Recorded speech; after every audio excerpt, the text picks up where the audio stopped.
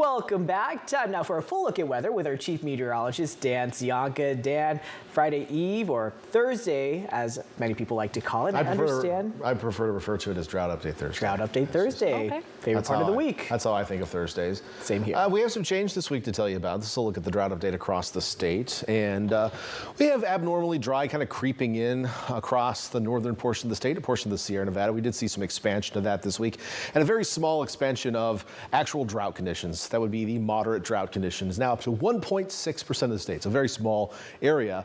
I did highlight the areas that did see an increase in drought category, including an area just north of Bishop there on the eastern Sierra front there. Also, just a small slice up along the Oregon border, which was added into moderate drought, and then up toward, well, Crescent City and points of northward there along the Oregon border did see that increase. So people have been asking me, like, why are we seeing these drought conditions, or at least abnormally dry? Well, a lot of these areas were just dry this spring. We had a pretty normal winter across Northern California, but the April through June timeframe was a little on the dry side. So the yellow just means abnormally dry, and technically it can be just short-term effects. So, you know, if we get some summer rains out there, that might change.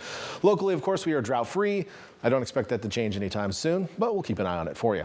What's going on out there? Here's a live look from Domenico's on the Wharf. We're looking off toward the hills there in Monterey. You can see some low clouds hanging around up toward the tops of the peaks there, and those low clouds may be foggy for some areas, but we do have some dry air mixing in from the northwest, so low cloud coverage is still somewhat limited, and will probably stay that way for a few hours before it does increase a little bit around the bay, but for the most part, we're pretty quiet out there at the moment. Our storm tracker is showing high pressure off to the east. It is moving toward us a little bit, and with that, we've seen some warming today. High temperatures today, inland were about 5, in some cases 10 degrees warmer than yesterday.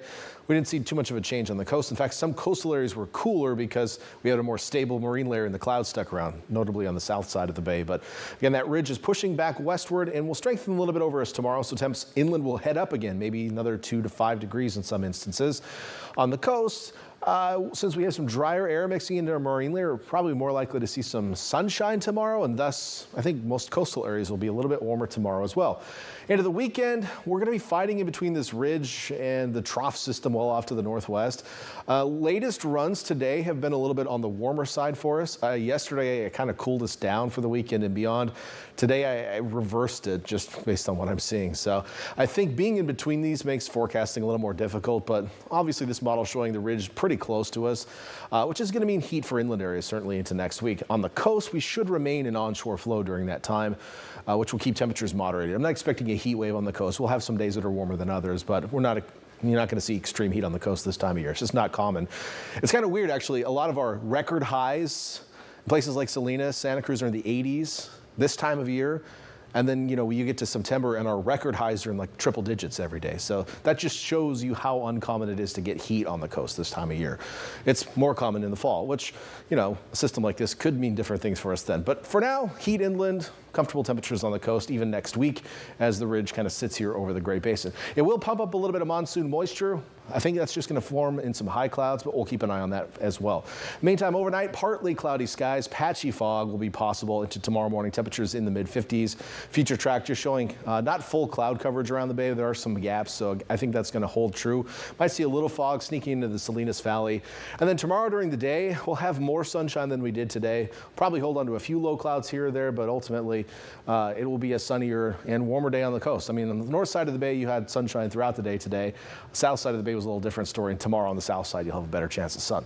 Here's my forecast. Temperatures tomorrow, 90s at the summit, Bonnie Doon, mid-90s up to Boulder Creek. Down on the coast, 70s and 80s, so not too bad in Santa Cruz. Should be a nice day to be dipping your toes in the beach there. Obviously, respect the water and don't turn your back to the sea. On the east shore of the bay, 60s to 70s tomorrow.